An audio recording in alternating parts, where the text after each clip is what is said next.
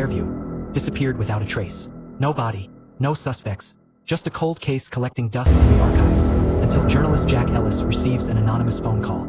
The voice on the other end whispers, "I know who killed Lillian Pierce. Meet me at the payphone on 3rd and Holloway. Midnight tomorrow." Then the line goes dead. Jack, always chasing a story, follows the lead. At midnight, he stands by the flickering streetlight at 3rd and Holloway, waiting. The payphone rings. A gravelly voice on the other end says, "Check the lake." Jack starts digging. He revisits old reports, interviews retired Detective Jim Halloway, and pulls case files from the archives. The investigation had been sloppy, rushed. Halloway had suspected foul play but lacked the evidence to prove it. The town had moved on. Jack doesn't. Jack identifies key figures from Lillian's past. Her ex-boyfriend, a jealous athlete with a shaky alibi. Her roommate, who claimed Lillian had been scared before she vanished. But one name stands out: Thomas Greer, a former professor. Greer had a history of inappropriate behavior with students.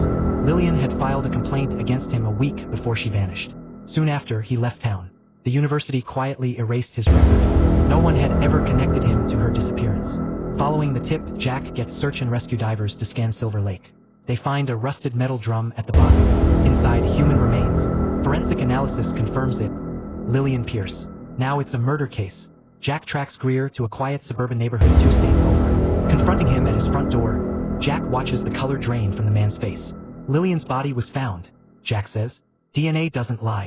Greer's hand trembles on the doorframe. "You should have left this alone." Jack doesn't flinch. She didn't deserve to be forgotten. 2 days later, police arrest Greer. DNA evidence links him to the crime, and he confesses under pressure. Lillian finally gets justice. Jack's story makes national headlines. The town of Fairview can no longer ignore what happened. But one mystery remains. Jack traces the call that started it all. No records, no trace. The number doesn't exist. Whoever tipped him off didn't want to be found.